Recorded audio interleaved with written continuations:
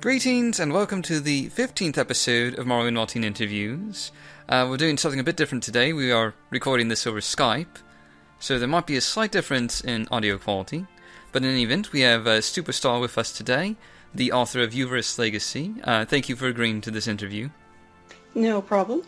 And to get started, we're going to do a few basic intro questions, and the first of which is, when did you first start playing Morrowind and the Elder Scrolls in general? Well, I started with Morrowind in 2006. At the time, I was, messing around with really small mods for Civilization 4, and my brother was messing around with Gary's mod for Half-Life 2. And when we shared some of our modding activities, he gave me his copy of Morrowind. He said, this is a great game, and it has really good modding tools. Why don't you try it out? And so I did. I took his copy of Morrowind, and I played it first, of course, because I wanted to see what it was all about. And, so I ended up liking it way more than he did. I never gave his copy back, and he never asked for it. So, eventually I bought the 2 expansions for it, Tribunal and Blood Moon, for myself. And the next question is submitted by a user, and that is, what inspired your forum handle? Well, Stuporstar is sort of, 2 parts of myself. The Stupor part is the daydreaming part of myself, and the Star part is when I take those daydreams and I actually do something with them. So that's pretty much it. I've been using it, it's become kind of my gaming handle, and I've been using it for about a decade. Oh yeah, so you've been using the same name pretty much everywhere. I mean, that's sort of what I do. Dark Elf Guy is everywhere. I don't really understand people who can just, switch forum handles per every forum. Well, I do have, a separation between forum handle and, pen name, which is, I go by Sarah Demento. Now, your pen name, is that something you use with your art? Yeah, I mean, it's something I use, when I post on design blogs. It's something I use when I do my own blogging, and it's the pen name I use on my stories. Oh, makes sense. And what was your first mod, and how did you get the idea for it?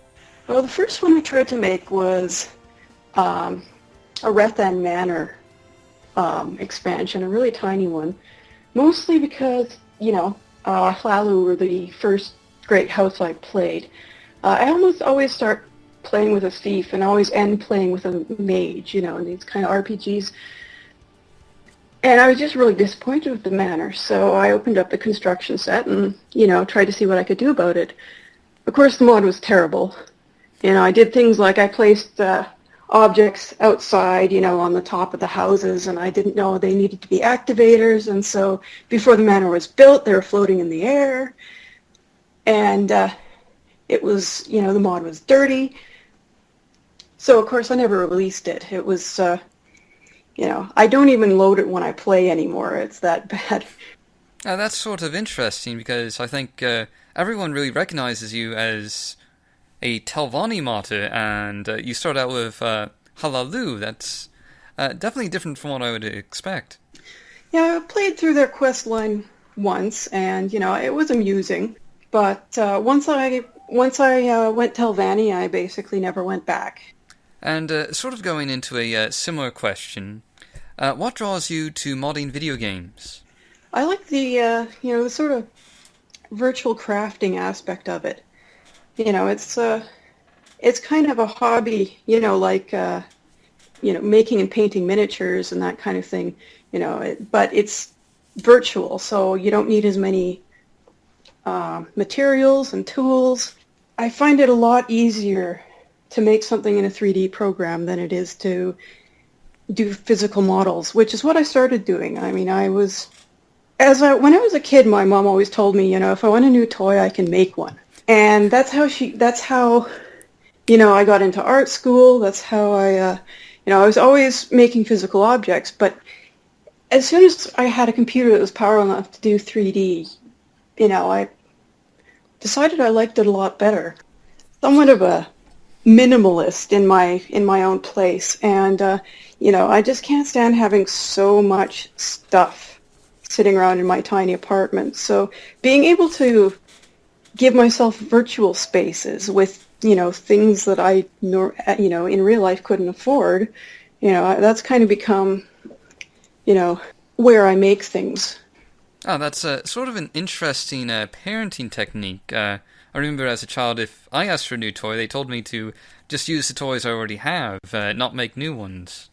My mother was always good about buying me crafting materials at that, but so we used like Fimo or Sculpey, and we made our own plastic toys for the most part, because we only ever got toys at Christmas and birthdays, and that's what basically turned me and my brother into professional artists and designers.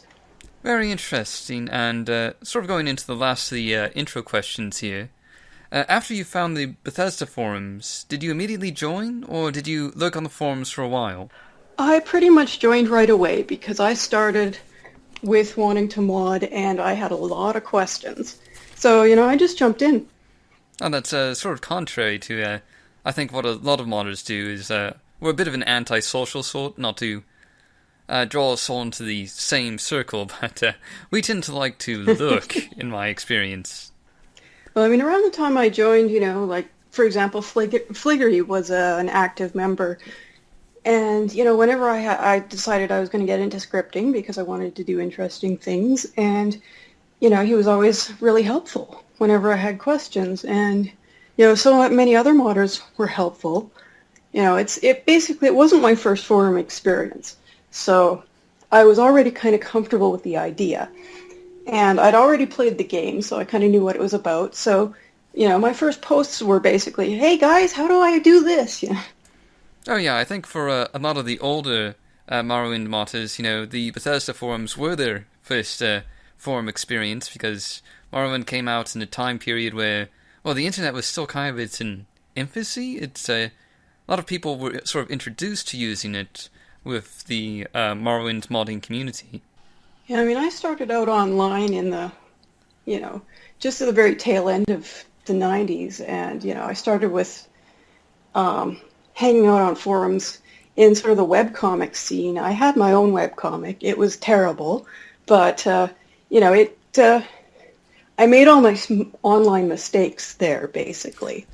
All those different ways that you can make a fool of yourself online. I'd already done it. I'd already learned from the experience, Oh yeah, and we all sort of go through those experiences. In my case, my early foolhardy days were on the Sea of Destiny forums for Morrowind. I don't even think that forum or the website even exists anymore. Now, sort of going into the more general modding questions, do you do any planning before you start a mod, and if yes, how? I don't really plan at all. My mods kind of grow organically in the same way that my writing does. I have a general idea of what I want to do, and I just start putting it together. I basically, chase a lot of whims. I've been called the queen of feature creep because about 90% of my mods are feature creep. It's often I end up creating most of my content. I used to create it at about, starting at about 2 a.m. when I'm getting sleep deprived. And, I go into this kind of, manic flow where I'm sitting at my computer giggling maniacally as I come up with the most ridiculous ideas I can think of. And, just go for them. So for example, in Uvirith Legacy, there's this entire side quest for, that's about the Carpet Layers Guild and the rival Upholsterers Guild.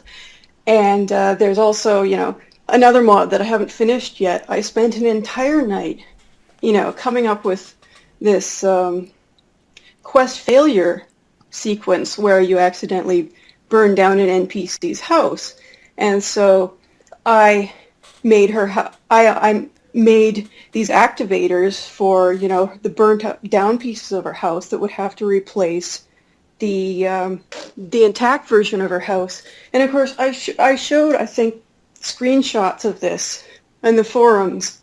And, when I showed people, they went, you put all that work into quest failure? And I was like, well, yeah, it was fun. And it's only recently, with some of my more recent mods that I started doing planning, but it's really minor. I mean, for example, the ST Alchemy, which is, designed to become kind of a Cerise Alchemy replacement, I had to put together this huge spreadsheet, mainly because I had to do a lot of research, and I had to figure out how I was going to rebalance ingredients, and, I have this, it's, I think, something like a 12-page spreadsheet dedicated to it.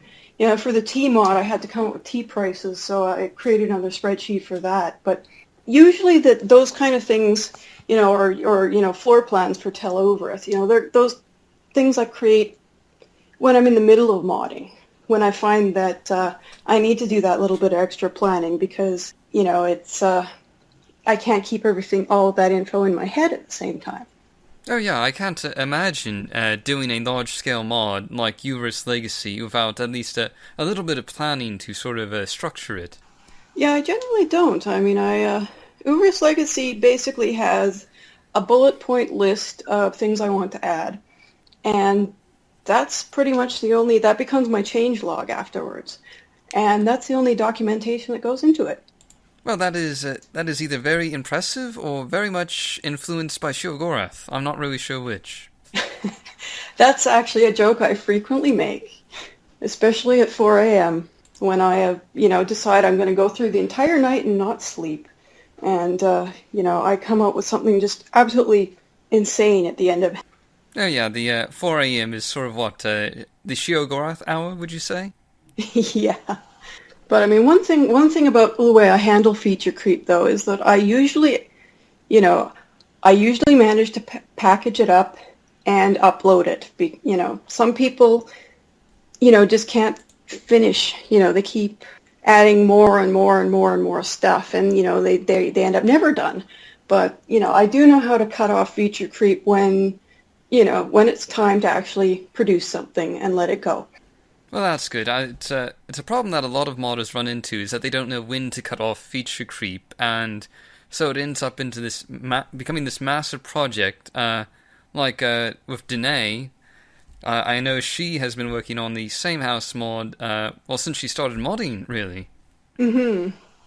Well, and then you have a lot of Donner Gott's mods. I mean, they look really fascinating. He has his insanity thread on the Great House Flickering forums, and but none of us have actually been able to play them. Well, most of them. He gives us these incredibly insane screenshots, and it would be great if I could play some of those sometime. They look really fun. Oh yeah, I remember seeing that he did a sort of quest business version of one of my mods, the Undead Tavern in the West Gash. And you never posted a download of it. It's like I would really like to be able to check that out. Yeah. Well, you have to wait for him to finish it. Maybe another 10 years. Oh yeah, by that time, Tamara Rebuilt will be finished, probably. Yeah. Yeah, I mean, I have a few mods like that myself. Mods that, there's just, too many things I want to do and not enough time, and so they go on the back burner. But, with a mod like Uvirith's Legacy, I try to finish things up to a reasonable degree and, get something released about every 2 years, I think, is about the general pace of it. Oh yeah, that's a pretty good benchmark.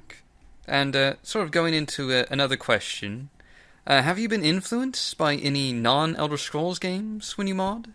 Not a lot. I mean, there are the characters in the T-mod that are entirely based on characters from, the old Sierra RPG adventure game hybrid Quest for Glory. And, I use those characters because they were so fun. That was one of my favorite games. It was actually my first ever RPG that I played back in the late 80s. And, so they had the cat people and the hilarious wizard who, inflicts you with terrible, terrible puns. And so I decided to put them all in there and just have fun with it. Sort of on a similar note, are there any modders who have inspired or influenced you in some way? And if so, what was it about their work that moved you to mod? Well, there are actually a lot of people in the modding community who inspired me. The first would have to be, the what became Team Uvirith. The people who worked on Uvirith Unleashed. They came together after a great deal of them came from Uvirith Inside, and they were going to do kind of a massive overhaul project for where they were going to combine their skills. So you had Grumble Punk and I think Dope Hat Man and Varwoda and quite a few other people involved with it. But of course the project fizzled out, and so there's the only thing available is this beta that is kind of empty and unfinished. So I mean, when I wanted to start working on Tel Uvirith, I contacted Dope Hat Man. I think he was the only one I could get in contact with. And, I asked him, if he would mind if I built on it. And, he said, sure, go ahead. And so I had this great big mod kind of already pre-made. And it was, something to live up to. At the time, of course, Rise of House Sylvani was, being actively modded. I think BHL had already taken over at that point. And, that was a big impressive mod, The LG NPC project, with Cyrano and Oster was another one, that gave me the idea of, fleshing out any NPCs I created. Archmaestro Antares also had his own Tel Uvirith mod, and, I was chatting back and forth with him at the time, about using some of his ideas, and he would take the work I'd done and he had a look at it, and, he'd tell me, he'd throw some ideas my way, or he'd tell me where I could improve. And so he was actually someone who helped me early on. And of course there's, the great companion modders, Antares came up with the idea of adding an apprentice to the tower, and of course after I came up with the idea of making him a companion, I started studying the work of, Emma, Grumpy, and Kateri. And let's see. Then there's Melian, who, inspired me to improve that companion scripting using MWSE. And I find Abbott's mods really inspiring as well. I mean, those are just a handful of the people that I've, found inspiring or have helped me along or have influenced me in some way. There's quite a lot, actually. And I gave them a big, huge credits page on my Uvirith Legacy website because, it's like I wanted to make sure that I listed them all. Oh yeah, and that is really quite the list of modding legends that you've mentioned. A lot of those names will probably be familiar to just about anyone who's gotten into modding. Now, just out of curiosity, what modding projects are you currently working on, besides Uvirith Legacy, obviously? I'm working very slowly right now on the Uvirith Legacy, sort of the next alpha. I'm not putting as much time into it as I usually do, when I kind of go on a modding binge, mostly because I have, a much bigger project right now, which is my novel, the second one that I've written, and I only really have time to do one or the other. I have several mods on hiatus right now, such as the ST Alchemy. I've released the base mod, which includes, all of these mesh upgrades for 3's Alchemy. The base mod doesn't have much else. It just adds those ingredients to the game. But, there's huge plans to, make it a, like a merchant overhaul at the same time. And, I have to set that one aside for a while. There's also my quest tweaks and alternatives, which, I'm just taking the original quests and I'm adding more quest quest options to them. And so far I've only done the kind of Telvanni Mage quest line and a little bit of the Temple and the Fighters Guild. So I still have quite a lot to do on it. It's currently available, and it's basically the first version is playable, and quite a few people have played it already. And other than that, let's see. I have Books of Vvardenfell Come Alive, which is a massive quest mod that is in a half-finished state right now. And that's where I take some of the characters that I made up, who have written some of the books in Books of Vvardenfell, and I put them in Vvardenfell, and I,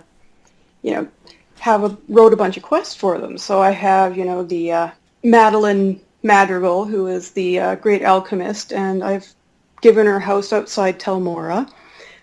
She's the one whose house you can burn down. That her first quest is she asks you to watch over her calcinator while she goes and runs errands. And these, little fire creatures start popping out of the calcinator, and, they leave little soot poops all over the floor. And, so you have to put them out, and then you have to clean up their soot. And if you can't, they reproduce exponentially, and it gets to the point where I think I caused my game to crash because there are so many of them. And the interior of the house looked like the inside of a glass blower's glory hole. And so before the game crashed, I had to leave. And I thought, it'd be funny if, you left for an hour and you came back to find the entire place, razed to the ground. And so that's what I did. So that's still unfinished. I have another quest with the character in Solstheim, Halgren the Hunter, and I have this planned quest for him to recover his cauldron, his tanning cauldron, because he's a hunter and he's a tanner, and the Reiklings keep stealing his cauldron. And so I have this quest planned where, you need to, delve into this, Reikling stronghold, and you need to distract them somehow. And I thought, it'd be funny if you distracted them by putting on a production of the Lusty Argonian Maid, which, someone mentioned, hey, that's a Skyrim reference, isn't it? Because they stuck copies of it in the Reikling strongholds in TES5.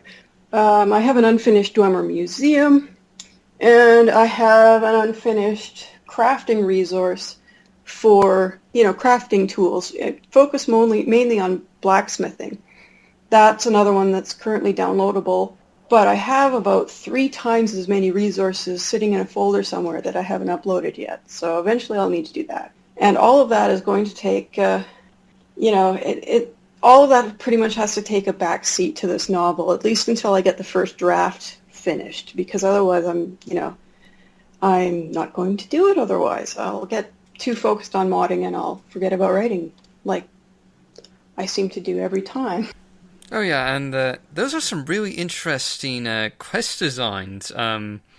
Especially the house burning down if the player leaves. It's really something that I don't think a lot of modern day players would expect. They're not used to time constraints when doing mods or doing quests and having to face consequences for those actions.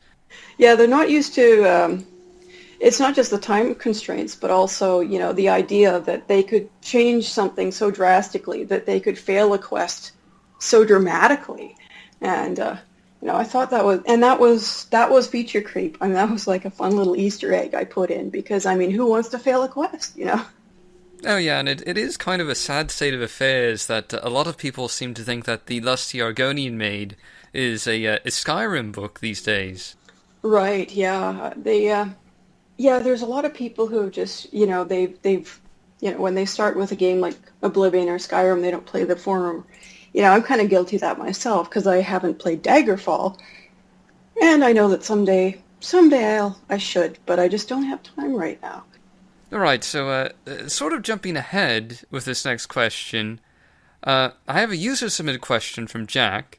And he's wondering, where do you get the inspiration for your books? And I was also wondering, since you mentioned your novel, could you perhaps tell us a bit about your novels? Oh, sure. Well, they're science fiction. on the barest pretenses, but, they basically have an alien as a main character, and he's frankly nuts. I mean, I have a lot of fun writing this character, especially from, the first-person perspective, because, trying to get into someone who is so strange, and at the same time still being understandable to the reader, it's been a really fun challenge for me. So the book I'm writing right now is a story about how he's in jail and how, the jailers don't know what to do with him because, he has a different biology and he also has some really insane quirks, such as him, screaming uncontrollably every time he sees the color orange, or, because he's synesthetic. And, my very first scene was a scene with him being stuck in solitary because they didn't know what else to do with him to make him stop going crazy. And he falls in love with a prison toilet. So, I know this sounds absolutely nuts, and it is. I mean, the novel I wrote before was the story about him being married to another alien woman, another alien who has several husbands, and so he's just kind of one in a harem, and how he deals with things like petty jealousies and also being a drunk. It's the problem with the first book I wrote was that I was a little too concerned with doing everything right. It was kind of the training wheels book. And because I wasn't willing to take the risks I needed to make it, really interesting, it ended up falling flat. So, I passed it on to, a couple beta readers, particularly people who had absolutely no reason to tell me if it was good, that it was good if it was not, And, after the one guy read it, he said, well, why is this character doing anything? Because it was sort of from a third-person point of view. I didn't really get into the character's head enough. And so I basically have to rewrite that one from scratch. But I decided I'd start a second novel before I tackled that. And I decided, I'm just going to get into this character's head and let it be weird. Because I found that all of my best work pretty much happens when, when I let myself be weird. When I let myself be ridiculous, it's when I take an idea and I just run with it. I just go all the way. It ends up a lot more successful. So, after I finished the first chapter of the second novel and, showed these same people, they read that first chapter and they're like, oh, this is good. Like, weird, but good. And so, I took that to mean that I'm on the right track. So that's what I'm doing right now. Anyway, Jack asked about influences. Well, I'd have to say that they are wide and varied, and there are a ton of them.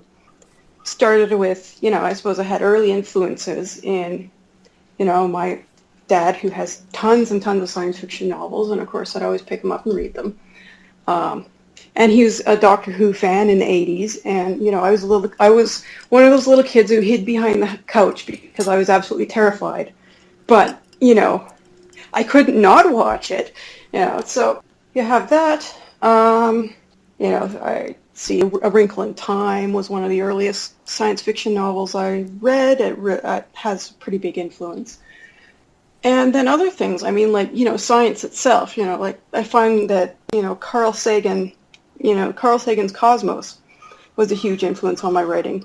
And I find biology still a huge influence on my writing. I just devour science articles, whether it's astrophysics or biology. I read about at least 4 or 5 of those kind of things a day. I always keep up to date on science news. As for books, I read, outside the genre as well. I read a lot of, like classic literature. I read contemporary literature. And I try to read stuff that, I search for things that impress me about a particular piece of writing. And, I bookmark that. And after I finish a novel, I'll go back over those passages and I'll type them out. I'll type the entire thing out verbatim to kind of, absorb it better. And then I'll write a short paragraph or two about what I really liked about it. And I found these patterns in the kinds of things I enjoyed. And it was mostly scenes about things like altered states of consciousness, so things that are in, say, Hunter S. Thompson's writing or in Philip K. Dick's writing. I also, liked scenes about madness. I liked scenes with really surreal imagery. And, something like the book We by Zamyatin.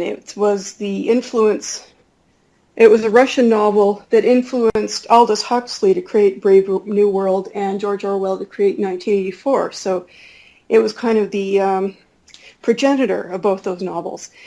But the difference in the Russian writing was that the metaphors, were really surreal, and he had like leitmotifs for each character. He had a specific set of metaphors that went with every character. And, so I ended up writing down passages from that book. There's quite a few. I mean, I actually post on, Google Docs is where I keep my collection of favorite story bits. The most recent one I typed out was, a current novel, The Three-Body Problem by Zixing Liu. And that had this really surreal scene where, these aliens were on a planet and they were they're on a planet with 3 suns, and it causes absolute havoc on their planet. Well, it was a scene where the suns aligned and they just sucked everyone off the planet. They flew up into the air. It was this wonderfully surreal scene that I typed out the entire thing, and that's how I discovered what I wanted to do with my own writing. I wanted to deal with altered states and madness and the unreal and, dreamlike states and all that kind of thing. So that is really kind of the direction that my stories have taken in general. At certainly quite a wide variety of literature, but you seem to have left off perhaps the biggest influence of all, which is, of course, Shirogorov. I mean, if anyone can get a alien to fall in love with a toilet, it is definitely the god of madness.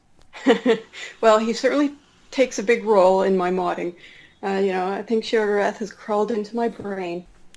Sort of going into that, this is another user-submitted question, this time from Bubushi, I believe is how you pronounce his name. And I believe you're in the creative business in real life, with illustration, graphic design, and writing. Has Morrowind influenced your art at all? Such as changing the way you draw, write, or design things?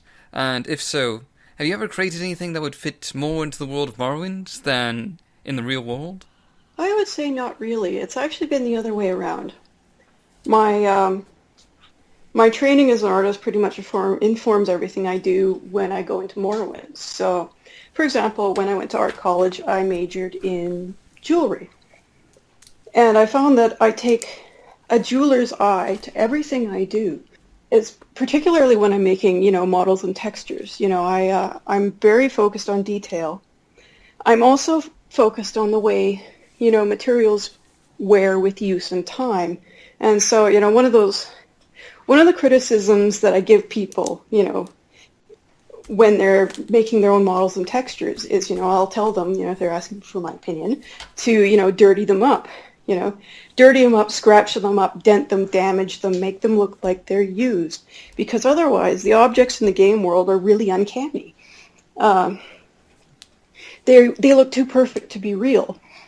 And so, that kind of sensibility, started with jewelry making because when you're looking that closely at an object, particularly, like a piece of high-polished silver, you're really, really aware of every dent and scratch on it. And of course, the goal of the jeweler is to polish those dents out. But, and so I find it funny that I find myself purposely putting those dents and scratches in whenever I make an object for a game. But I mean, I think I have kind of the jeweler's approach to even writing fiction, because, sometimes I find a particular expression, that I treat like a gem, and, the paragraph that I build around it is kind of the gem setting, And of course, there's my writing and how that influences the dialogue I write for Morrowind. I mean, I found that before I started, trying to write novels and before I learned how to edit, my Morrowind dialogue was really bad. And I've really struggled to deal with all the dialogue entries in Uvirith's Legacy and edit them to, make them not bad. And, because it seems like every time I pop open the dialogue window in the construction set and read over some of my past dialogue, I go, oh, that's awful.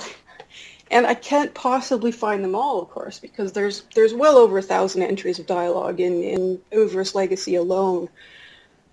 So it's really just, me touching things up as I found them. But there's a lot of writing lessons I've found that can't be taken into Morrowind modding, into gaming in general, because, of course, the thing about the purpose of most dialogue in a game is it's instructional. I mean, basically, a character wants you to do something for them, and they have to tell you what to do. So you can't use the same sensibilities that you would write a novel. In a novel, you have everyone desperately trying not to express their feelings, to hide their true motivations, and you trying to build a picture of what the real motivations are with subtext. Well, you can't do that with Morrowind. For one thing, you can't give any NPCs facial expressions. The animation is really limited. I mean, you can only give an NPC one extra animation. And, so that doesn't work either. So you kind of have to be more on the nose. And, in writing, in fiction writing, that's bad. That's something you try to avoid. But it's kind of unavoidable when you're writing for game. And, I think that's why, you have to create stories in other ways in a game, such as the way you place an object in a cell. That's something I do every time I build a house for an NPC. I put way more character into them just by deciding what objects they own and how they treat those objects they own. I mean, do they put them away neatly? Do they throw them on the floor? That kind of thing. That's something you can show in writing a bit. But I've noticed that all the games that get the best reviews from critics, I mean, you think of like BioShock, or as a prime example, BioShock, or certain bits in, I think, Fallout as well. The way they had some of those abandoned vaults laid out to tell a mystery story that you would discover as you went through it, with no NPCs to tell you what was going on. Those games are almost always heralded as having really great storytelling, and yet the NPCs aren't the ones telling the story at all. I find that really interesting. All right, I was just going to say that environmental storytelling is like a very important part of telling stories in video games. It's what you see around you sort of forms the story about the characters and the people that live there. Well, yeah, and when you have characters that are, in some ways little more than, kind of wooden puppets, you find yourself relying more on that kind of storytelling. Because, I mean, I find that one of my problems I had, this is a criticism I gave to Cyrano about LGNPC, and I'm actually really glad to hear that they're revising all of that, was that some of the people had their characters just blurt out their entire life story the minute they were asked, which, it was kind of jarring at times. You thought you had a character who didn't like you, and then, but you asked them, what their background is, and they'd tell you everything about themselves. And I'm really happy to know that, the LG NPC project is actually kind of getting away from that. I'm looking forward to seeing the new versions of their mods, especially NPC Tell Uvirith. Cyrano has passed me a few notes about what he's going to be doing with it, and it sounds really exciting. I would love to beta test it for him. But yeah, I mean, dialogue can sometimes be a crutch, is basically what I'm saying. And I think that, in the same way that journal entries can be a crutch. I mean, and you notice how, Bethesda does this, and so of course the modders do it as well because it's sort of become a part of the world. But, things like bandits leaving journals everywhere. Like all of them are literate, and all of them can find time to, write in their diary. The one I think of as, kind of a joke is, they had that in Skyrim, in one of the caves, you had this dead miner, and of course you could see exactly what happened, right? He was a skeleton, and, there's a mining pick, and there was a cave in on top of it.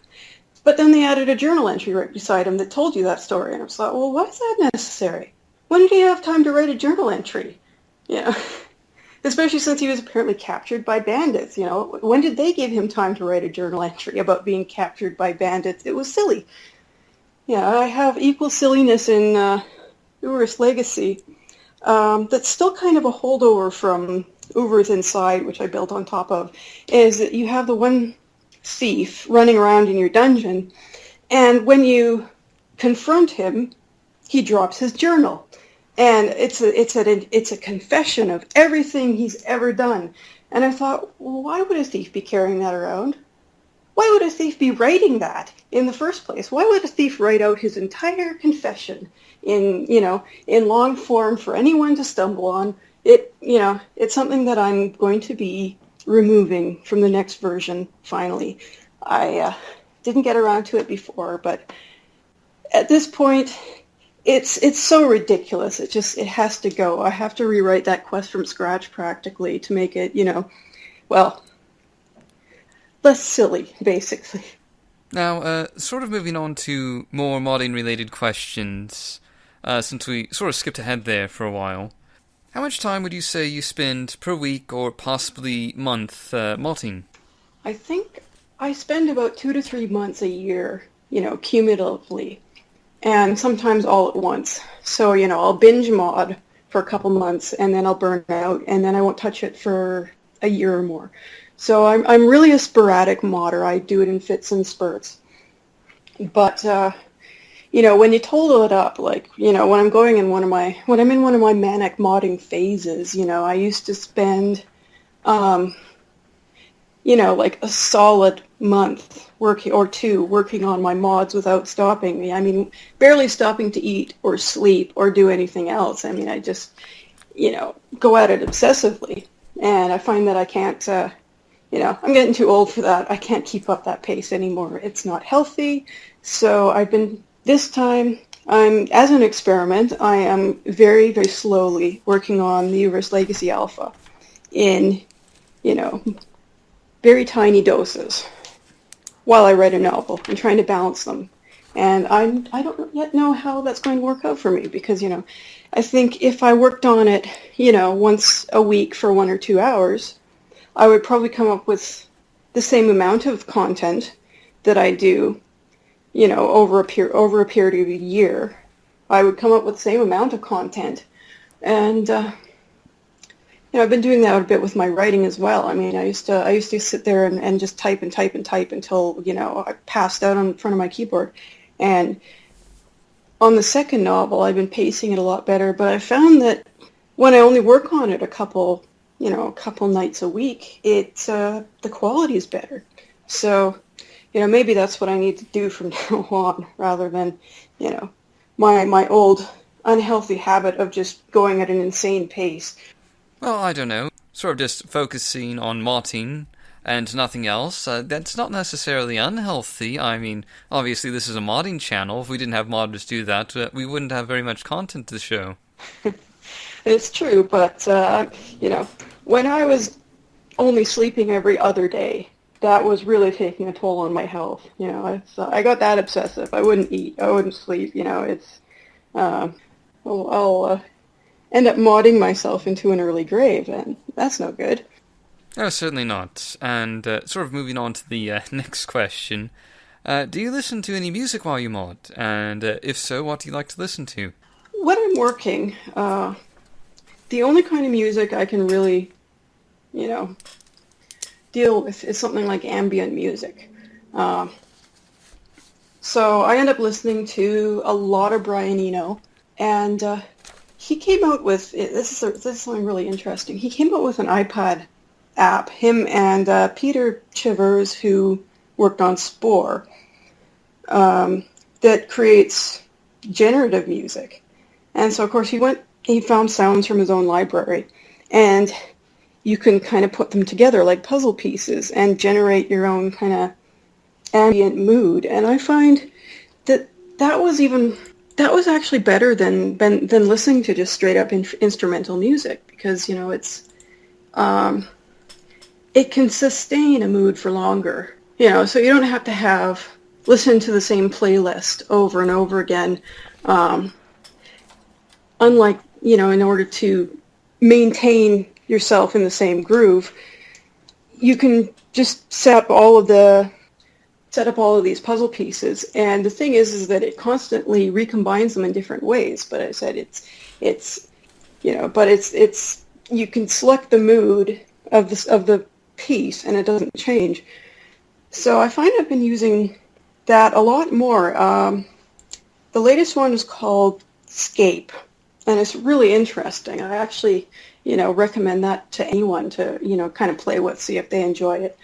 Other than that, I only really listen to music, music with lyrics when I'm kind of out walking around. And, I go out and I walk around the city when I'm, need to recharge. And at that point, usually I listen to, something kind of, late 70s new wave, like Brian Eno or Gary Newman or, someone like that. I really love electronic music and, pretty much all its forms. Oh, very interesting. And going on to a little bit of a more modding-related question. If you could make a single change to the capabilities of the construction set, what would it be? That would have to be a better script compiler, because the current one is crap. And other than that, I think that's it. I would be happy. If we just had a compiler that could tell you what's wrong with the script. I actually remember you talking about that on another one of your interviews with, who was it? I think it was Zinni? Yeah, it was Zinni, and also we went into it with Scroll. Really, all the Open Morrowind guys, they just really hate the script compiler. Yes, I know their pain.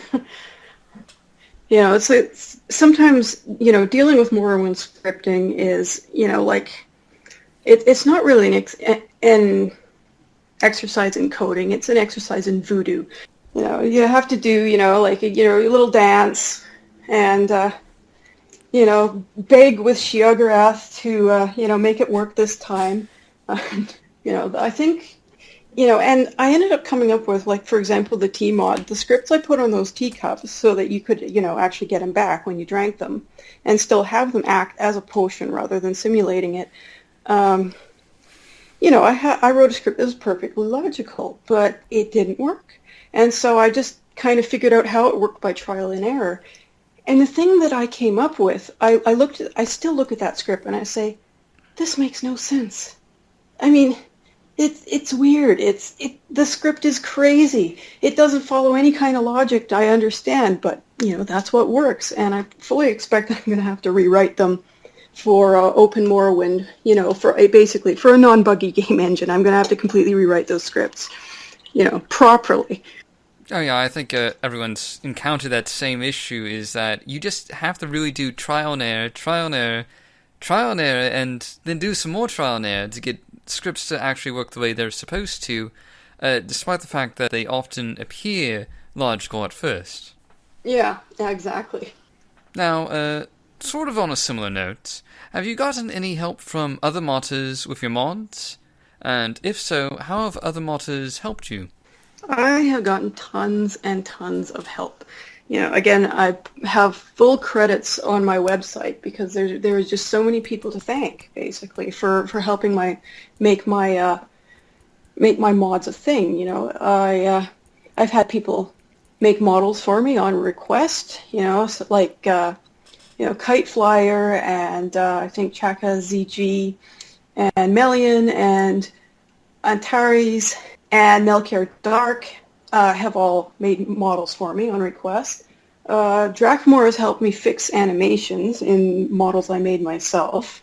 And let's see, Spirit Hawk has also helped me fix models, and Antares especially. I mean, he makes creatures and animated new creature animations or new creatures he's done for me on request, because that's something. Even after I learned how to use Blender, I'm not quite at that level yet where I could make my own creatures. So I've had a lot of help there. With scripting, I've had a lot of help. I've had Melian and Abbott and Fliggery helped me way back when. Tons of people, helped me with my scripting problems, particularly when I was trying to learn how to use MWSE, because, the documentation for that is, well, it's even thinner than the construction set. Jacoby wrote a very brief, MWSE for Dummies, kind of similar to the, Morrowind scripting for Dummies. And I found that helpful, but of course I always needed those things clarified because a lot of it was just lists of new functions, and I had to learn how the thing worked in the first place. Let's see, I've had Jack write for me. He wrote tons of books for me in Books of Vvardenfell. Let's see. And then, of course, there's Abbott and Dragon32, who pretty much help other users with troubleshooting on my mods when, they come to the forums and, and I'm not around, basically. So my mods wouldn't be possible without the help from tons and tons of generous modders over the years. And, I try to make sure that I actually, every time I use a resource from someone, or every time they make something for me or help me out, I make a note of that. I write it down because, there's so many people at this point that I can't possibly remember them off the cuff. So, I basically had to create a massive page of credits for Uvirith's Legacy so that I could, give them all their due thanks. Going into that, we do have a very helpful community. You've listed all those names, and I think that's an important thing for new modders in particular to understand, is that our community is very supportive. If you need help with something, generally speaking, someone's around to help you. Yeah, I mean it is a different environment from some other modding communities. I find that Morrowind is probably one of the most helpful modding communities out there. I mean, even Skyrim isn't quite there. I mean, the part of the problem is that when you have a new game, when it's the hottest, newest game, the people who flock to it are, they're the prima donnas, some of them. They go, these are my scripts and no one else can use them. Or, no one else can use my models. And, they spend so much time going, look at me, mine, and as a community matures, those people have left and moved on to the next hottest, shiniest game because, of course, what they're doing it for recognition, Whereas the people who stick around are the ones who really love the game. And, we tend to be a lot more chill. Oh, yes, definitely. I would say that Morrowind is probably one of the more mature and sort of, positive, feedback-driven modding communities that I've ever been a part of. Oh, definitely. And yet, the other thing I really respect about it, though, is that it's not overly positive. In terms of, you have some communities that say no one's ever allowed to say anything bad about anyone ever, no matter what. And so if you tell someone, oh, well, you have a dirty mod and it's breaking my game, and they have a temper tantrum, well, then the person who was trying to helpfully submit a bug report is the person who gets banned. And I really don't stick around long in that kind of environment at all. Because, of course, you need to be able to take a healthy amount of criticism. I mean, myself in particular, I can take something out of the most mean-spirited criticism and still get something out of it. So, someone says, "Oh, you suck and I hope you die."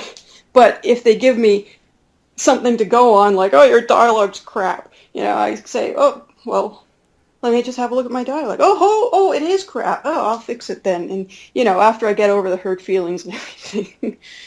Oh yeah, it's I can't really imagine that someone would actually ban a person for just submitting a bug report about a dirty mod. Usually whenever I submit dirty mod bug reports, the authors, they thank me and then they try and fix the problem, except for one case where the author didn't take it well for some reason. But Yeah. I mean, well, basically it's a communicator. It's I avoid the communities where the mods, the moderators, are the people who always take the side of the person who, always take the side of them, like the modder no matter what. So if you tell them they're broken and they don't take it well, yeah, you get banned. It's kind of what I call I call it the deviant art mentality. I don't post my illustration work on DeviantArt because it's full of people who, they can't take any amount of criticism ever, some of these people. So, you tell them, "Oh, your anatomy could use a little work," and you give them some helpful references. They have a temper tantrum. And, then you get, the mods come down on your heart. And, it's like, I was trying to help you, So, I find that does not happen in sort of more mature communities, in more professional communities. I mean, in fact, the professional communities that I've been a part of are completely blunt. There is no compliment sandwich or any of that kind of thing. They simply tell you, "Oh yeah, yes, this design, your kerning's off, fix it." And then you go off and do it. You don't complain because that there is this understanding that everyone is trying to help each other, even if they're a little brusque with one another. And that tends to be the kind of community where I thrive, because I kind of tend to be that way myself. So when I am giving modders crits, and I always have to remind myself that it's a hobby, and so I soften myself a lot. I am a lot softer in the modding community than I am, in my professional life, actually. Oh yeah, and going into constructive criticism, Morrowind actually has a sort of long tradition of providing quality constructive criticism, because we have the legacy of Lord Devil and Quatalos over at Planet Elder Scrolls, like sort of formed the standards really for feedback and constructive criticism in this community. Yeah, that was one thing I really liked about Planet Elder Scrolls, is that someone could come onto your mod page and give you a bad review. And I really value bad reviews because, I can get a lot of information out of them. Oh yeah, that's something that's really changed, like with the Nexus, is that you can only endorse a mod. You can't give it any sort of, bad score or anything. You can leave a bad review, technically, but you just can't really affect the rating or score in any way. Yeah, it is pretty much the only option is, something I tend to do on the Nexus, is I use PMs instead to contact the modder directly a lot of the time, because, rather than, because I don't want anyone to think that I'm publicly shaming them for doing something that I thought was done badly. So, setting them aside in private, you can sort of better gear, what amount of criticism someone can take. And they also know that you're not trying to humiliate them, if the person is really sensitive to criticism when you do it that way. Oh yes, that's not really something I've considered so much. I like to use honest reviews on the Nexus that sort of point out anything that's wrong, but also put it in a positive light, not to ruffle any feathers. Well, the next question actually sort of goes into that some more, because this is a question from Illy on the forums, and it is, how much do you use the community to get feedback and motivation for your mods? Feedback is absolutely essential. I found most of my beta testers on the forums, and I have a handful of beta testers who have stuck around over the years. The people who are really good at articulating what's going on, what they did if they encountered a bug. They actually keep track of that, and they also have really good ideas. I mean, I'm willing to take in a ton of ideas. So I always ask sometimes, like when I'm going to work on the next Uvirith Legacy, for example, I ask people, well, what do you want to see in it next? And, if I like the idea, or sometimes even if I don't like the idea, but I think it's a good idea anyway, I'll put it in there. Because, I've come to realize I'm not just making this mod for me. I'm making a player home for them to make their own, And it's my job to basically accommodate any choices they make. So, the earliest version of Uvirith Legacy, had the slaves from Uvirith Inside in it and no way to release them. So, people were saying, but, I want to free the slaves. Let me do that. And I was like, well, okay, I'll add that in. People asked for Vampire Embrace compatibility, and I don't have any interest in vampires. I got vampired out, in high school because I had a friend who was obsessed with them. And, she just made me sick of vampires. But, people were asking for Vampire Embrace compatibility. And so I said, well, okay, I'll do it. Even though I would never play that way myself, I put it in there.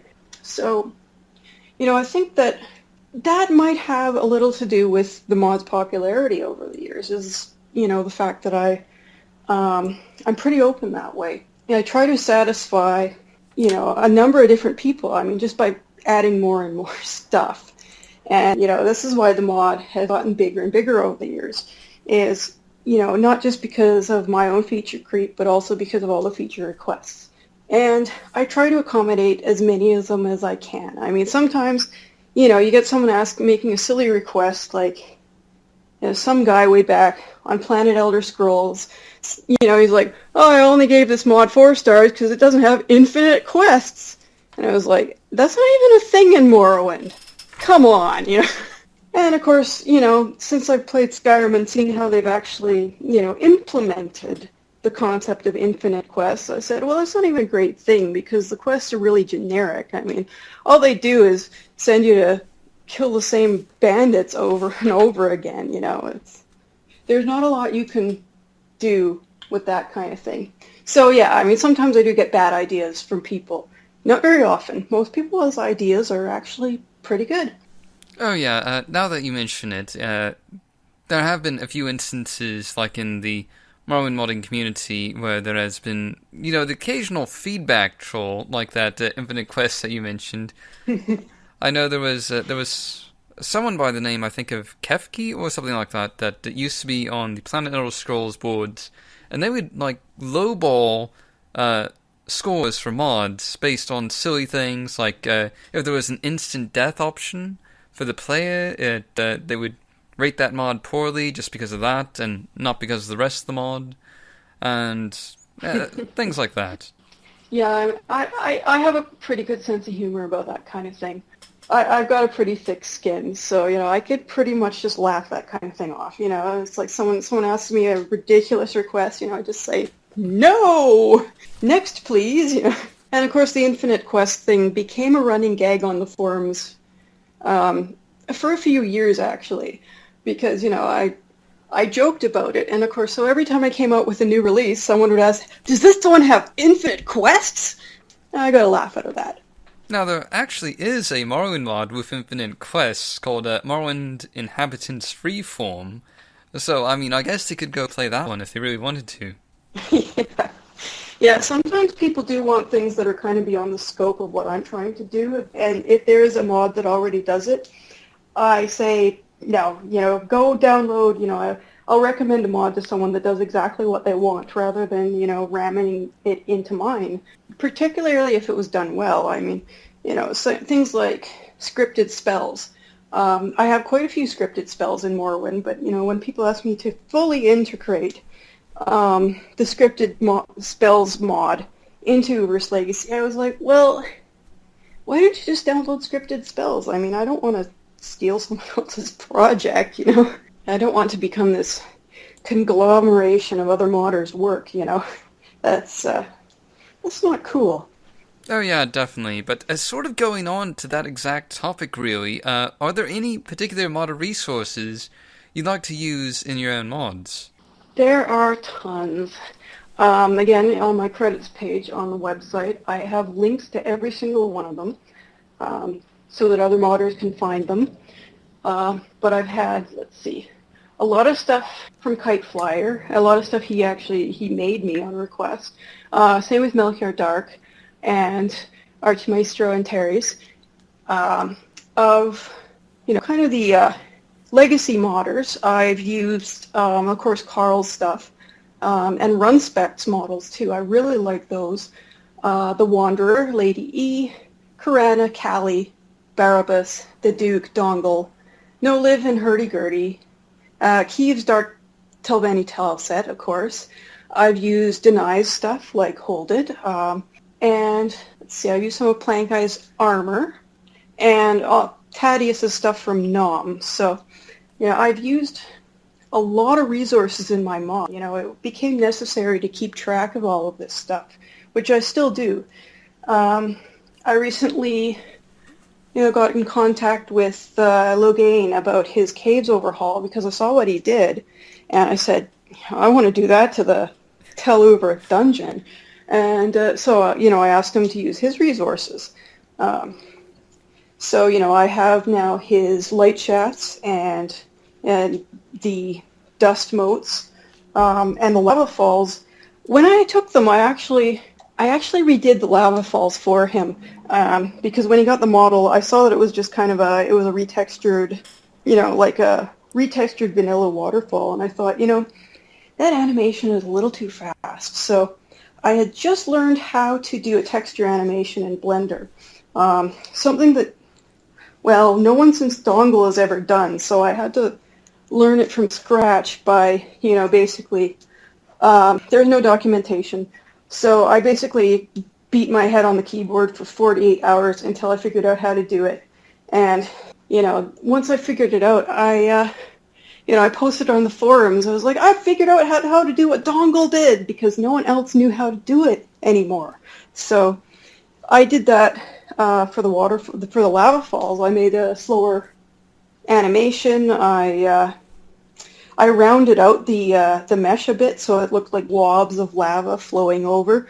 So I do trade with people. I make stuff for them, they make stuff for me, and of course anything that I've made is available as a resource. I have a completely, I'm completely open about that. It's like if I made anything, go ahead. Go right ahead and use it. I would love to see more of it in the game, But sort of moving on away from modder resources, another question, this is another one from Illy, is are there any skills you've learned from modding, and if so, have you been able to use those skills elsewhere? Well, I learned 3D modeling and texturing, primarily for modding, and I dabbled a little bit with 3D, back in art college, but I didn't really do a lot with it, because, of course, after I left college, I couldn't afford to buy the program, and I hated Blender. Its interface is so unintuitive. It took me years to decide to finally, pick up Blender and try to learn it. Because for years I just, was like, no, I hate it so much, but it was my only option. So I just decided I'm not gonna. I'll just ask other people to model for me. But yeah, I finally broke down and learned it, and I still hate it, but I know how to use it now. I haven't really found much else to apply. I mean, as I said, the learning how to write was something I did afterwards, and I applied it back on Morrowind, not the other way around. And, as for Morrowind scripting, well, Morrowind scripting is not something you can really apply to anywhere else. I mean, it's their scripting language is its own thing, so yeah, it's pretty much just the 3D work that I've taken sort of from Morrowind and applied to my design work, my professional design work. Oh yeah, the Morrowind scripting language is sort of this weird beast that's been made out of elements from other programming languages. Like it kind of has a little bit of C++ in it, or C, and at the same time, there's also HTML involved, like with when you're working with books in Morrowind, and it's all this weird stuff. Yeah, it's not really relevant outside of the construction set, basically. Now, sort of on a similar note, this is another question from Illy. Is there anything you've had to give up in order to mod? Like playing more games, or possibly your social life, or writing? I definitely have to give up games for the most part. I rarely play video games anymore. I can barely find time to play Morrowind. Over the years, I spent 10 times as much time, modding Morrowind than I have playing it. But, I also, if I'm going to go on a modding binge, I give up everything. But, I'm trying not to do that anymore.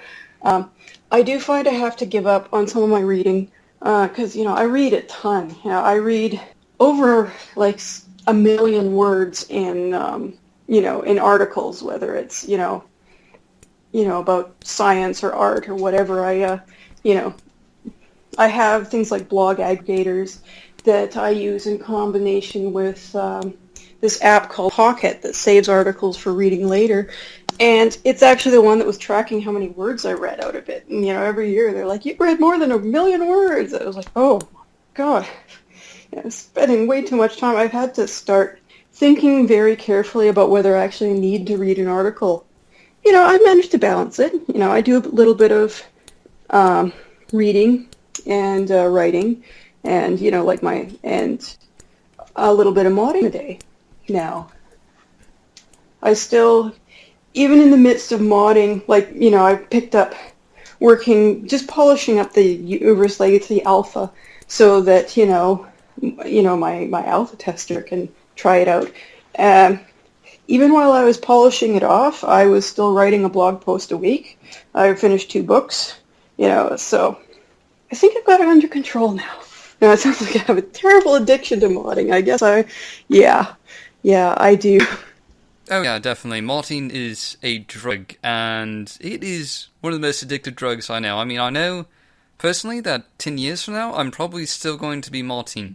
I might not be doing a lot of the other things I'm doing right now, but I will still definitely be modding. Well, the thing with, anything I do is I'm not happy unless I'm constantly learning something new.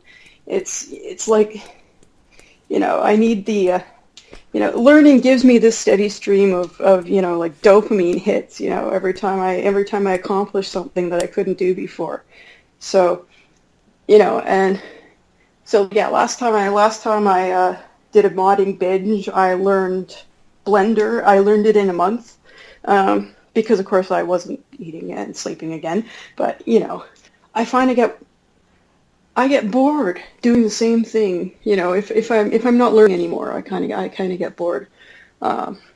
My latest, I decided to tackle this second novel, when I felt I was ready, because it was like I finally had a light bulb go over my head about how I'm supposed to write it. It was a new challenge for me.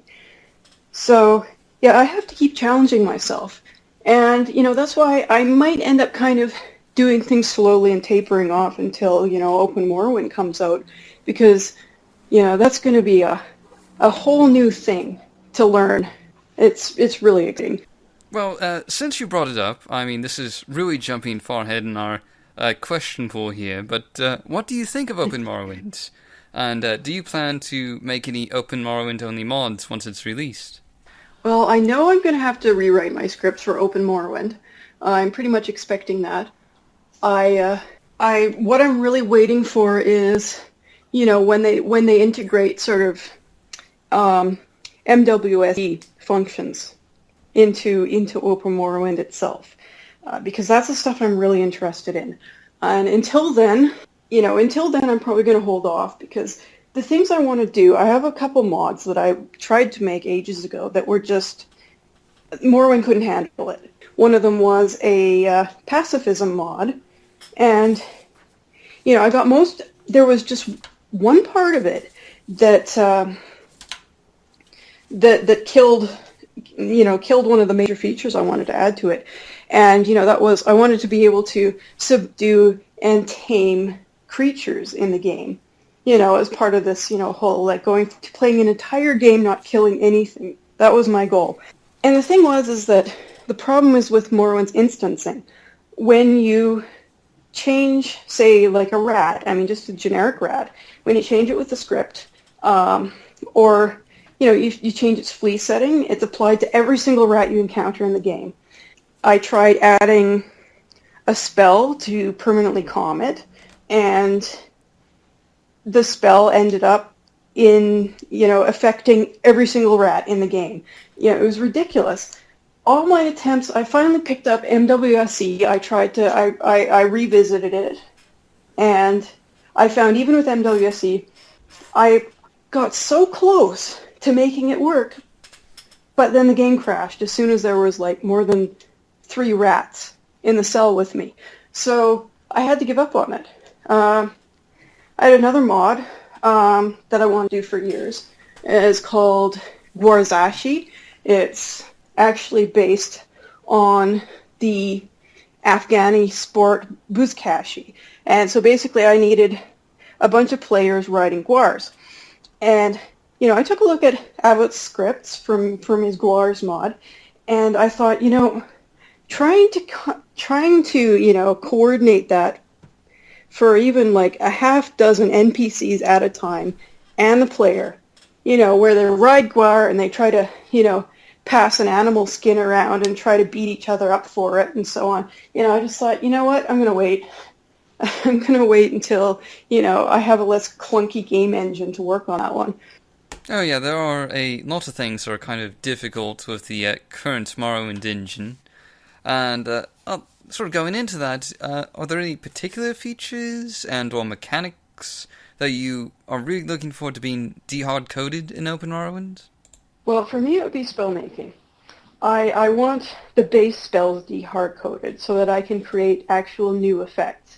Because everything I've tried to do, with things like transformation spells, like the Shrinkwand or the wand that turns people and NPCs into rocks, that all had to be, scripted, and they only really work well if they're scripted with MWSE.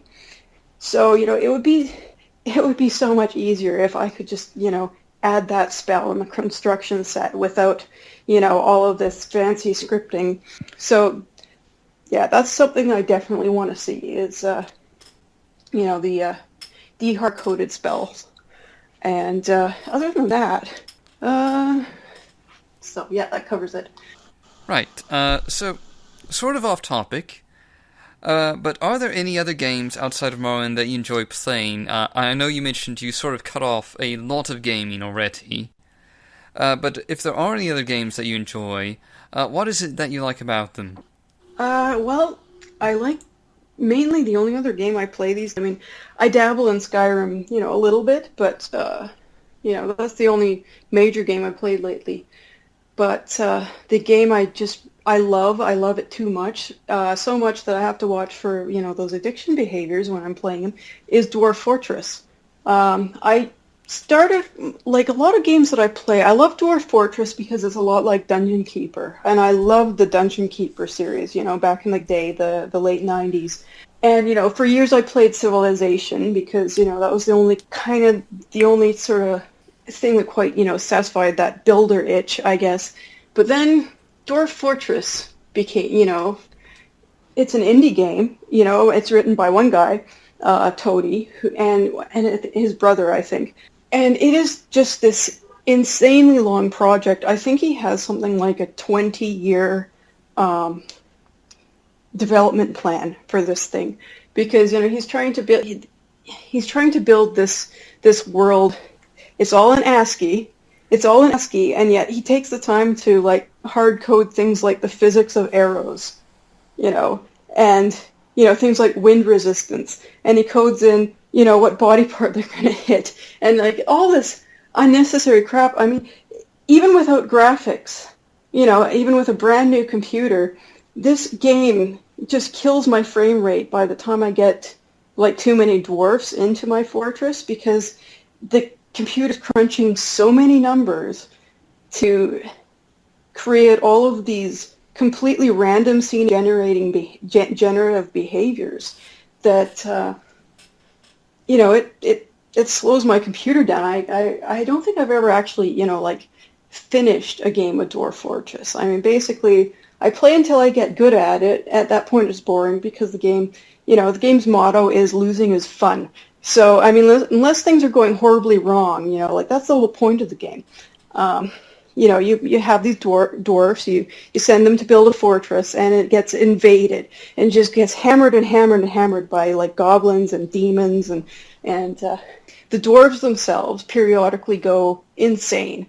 And if they go insane, they could do like one or two things. They could either create a great artifact, or they could run around smashing each other on the head. So if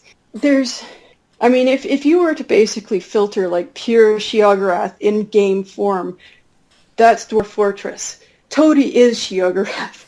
He is, an insane, obsessive man, and he created an insane, obsessive game with an interface that is so incredibly esoteric that you need video tutorials just to learn how to plant your first crops. Like, it's ridiculous. It's ridiculous, and I love it. Oh yeah, sort of on that topic, it's like you have to kind of watch out for these really addictive games that just want to sap all your time. Like, for me, it's the recently released City Skylines, because I just love city builders, and that's something I've been trying to stay away from myself. Yeah, I have never played Minecraft, and the only reason I've never played Minecraft is because I know that if I start playing more Minecraft, I will never stop playing Minecraft. I avoid Minecraft like an alcoholic avoids booze. That would suck so much of my time, and people think I'm, knowing what I like, people always ask, well, why aren't you playing Minecraft? I think you'd be a total Minecraft player. And I say, it's because I am a total Minecraft player. Oh yeah, you have to watch out for these dangerous addictions, especially since they wreak so much havoc to more creative enterprises. Yeah, I have too much I want to do with my life. I cannot spend it doing that. Now, sort of going on with the other game theme, if you could mod one other game that perhaps doesn't currently support mods, what would it be? That would have to be Dungeon Keeper. I mean, I basically, I loved that game. I still love that game. I found, I loaded it up with DOSBox, and I played both Dungeon Keeper 1 and 2 over again. And I would love to be able to mod, more dungeons in that game, that are, scenarios, basically. Because, I mean, they do have kind of a randomized dungeon builder, but there wasn't really things like map-making tools or any of that kind of thing available.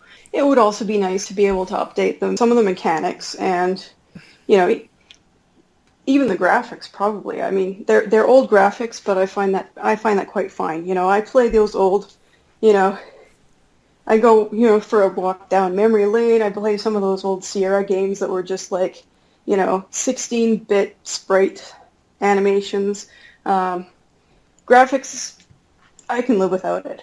But, there never was a Dungeon Keeper 3. Well, I think actually there was. It was really disappointing because the original developers weren't involved.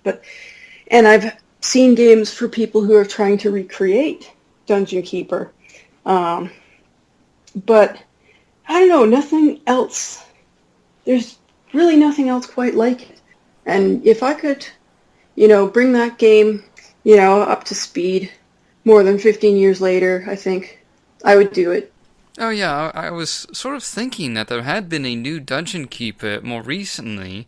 At least there's been several Dungeon Keeper-like titles that were released out on Steam in the past few years. Well, I guess we could just move on to the next question, which is there any particular mod that you're most happy / proud Well, that would have to be Uvirith Legacy. I mean, it is, after all, my biggest, most popular mod. And I've put a lot of work into it. It overshadows every other mod I make, which, is, well, it's okay. I'm satisfied with it. Yeah, I was sort of thinking that would probably be your answer, and but on a different note, do you have a mod that hasn't received enough acclaim as you think it should have? And if so, which one and why? I don't know, the only one I have that, I would have liked to have more attention on it is Books of Vvardenfell. It is kind of a, it's a smaller mod. It's just, I added 50 game books to the world. And I know why people don't play it. It's because the alchemy books, they find a little bit too much of a temptation to use, a little bit too much of a spoiler. So I understand those concerns, but, whenever someone's tried to come up with, a solution to that, like have the book scripted so that you can't open them before you have a high enough alchemy skill, I go, that's kind of silly, though. I mean, can't you just load the mod later? But went through, the first version was, just like 25 books. The second one, I expanded it. Jack basically wrote a bunch of books for it. I gave them all brand new covers, and then I think the third version, I edited them. Basically, I was after I learned how to edit, I edited them. Basically doing a quick copy edit on the things just to get rid of the typos wasn't enough. The whole thing, a ton of them needed to be rewritten. A couple of them still do. Have a couple books in there that I'm still not happy with, and eventually I'll update the mod. I just haven't gotten around to it yet. Since you mentioned it, Book of Vvardenfell does seem to be kind of underrated, really. I know I haven't featured it on Morrowind Modding Showcases yet, but it's been something I've been meaning to do for a while. But it is quite impressive, the number of books that have been added to the game. Oh, yeah. I mean, I think that, I think book mods generally are just something, people don't think about, when they think about modding their game. And, of course, book mods in the past have, the ones that I was looking at when I was, first writing Books of Vvardenfell back in, I think, 2008, 2007 or 8, I can't remember, were, someone like taking the entire text from Lord of the Rings and sticking it in a Morrowind book, and or they were just game guides, like, just a single alchemy book with, nothing really written in kind of an immersive way. That was something I thought could be improved of, and so that's why I decided the Books of Vvardenfell would be a mod where people in the game world wrote the books, and so I tried to give each author a very distinct voice, because I wanted them, even though a ton of them are game guides, I wanted them to be, as immersive as possible. Oh yeah, there really aren't that many book mods at all for Morrowind. I mean, you have the Daggerfall books mod, but off the top of my head, I can't really think of any others. Well, yeah, and the Daggerfall books mod had massive, copyright issues when, people discovered, a year or two later that, Bethesda didn't have, licensing on that material to, be allowed to port it into Morrowind. So, I used to have the original Uvirith's Legacy had support for that book mod in the Tel Uvirith library, and I had to pull them all. I had to pull them all out, for copyright reasons. Oh yeah, that's it seems kind of strange actually, because there's been Daggerfall book mods since then, including one that was released last year. Well, sort of going on to the major topic in this interview, which is Uvirith's Legacy. We have a ton of questions lined up about that, and we haven't really touched upon any of them yet. So, sort of going into those questions, your biggest and most popular mod is Uvirith's Legacy, without a doubt. But really, what made you decide to make it in the first place? Was there something you really wanted to see in game with the Telvanni that wasn't there before? Not really. I really liked Uvirith Inside, and my original intent was just to update it. I noticed that it didn't have, Tribunal or Blood Moon support, for things like its ingredient sorter or, its or any of its other features. And that's how I started the project, was, it was just going to be an update. It was going to bring it up to, it was going to basically support the expansions. And then I just started expanding it. I thought, it'd be great if it had a library book sorter. So, I put that in there. And, as I said, Antares came up with the apprentice idea and said, yeah, you should add an apprentice. And I thought, yeah, I think I will, and, then I decided to turn him into a companion. And of course, they already had that companion, Sarah. Very awkward working on a character with the same name as me. It felt kind of weird at first. But, I decided to give her proper companion scripting because, in Uvirith Inside, she didn't even have companion share. It was made before Tribunal. So that's how it started. It was just, it was just me wanting to improve on what had come before. Now, Uvirith's Legacy has had a pretty long development process, and it's gone through a number of different changes and iterations over the years, with more probably still to come. And can you tell us a bit about the history behind the project? Sort of going into what you mentioned before. Yeah, I mean, that kind of, leading into that from the first question. When I contacted, I think, Dope Hat Man about improving Uvirith Inside, he pointed me to Uvirith Unleashed, which had only a beta release. And, he said, sure, go for it. Use whatever's in there. Make it happen. Because, of course, their project had fallen apart. And so I kind of took it upon myself to recreate Uvirith Unleashed. So I took a lot of ideas from there. And everything else, it just kind of happened organically. I added features. People request more features. So I, added them in. I had the mod in an open beta for a couple of years, actually. Uvirith 1.0, and, it was completely unstable. I mean, I had, like, the tower shipment scripts wouldn't work. People, the game crashed when you entered that cell, for years and years. It was so buggy that, I called it a beta version right up until version 2.0. Version 2.0, I kind of worked all the kinks out, and that's what I really focused on. I mean, I added quite a few new things to it, but, it was mainly about, finally pulling the thing out of beta and calling it, relatively finished. 3.0, I thought, after I finished 2.0, I left the community for a while. I thought, what, I'm done, I'm happy with that. I'm going to move on to other things. But, I kept getting, a few bug reports, there's just this handful of bugs left, and I was getting reports from them over and over again. And, I thought, I better go in and, just clean up all those bugs and finish it. And then, of course, feature creep set in, and I just went nuts with it. It was, I decided to overhaul whole areas. I add more new mechanics. I went crazy with it. I left a lot unfinished, basically, with 3.0 because, I just didn't have the time to work on it anymore. And so that's why there's going to be another major version. And I might even end up calling it Uvirith Legacy 4.0 because there's going to be so many changes that, it just feels like it needs a completely new version number.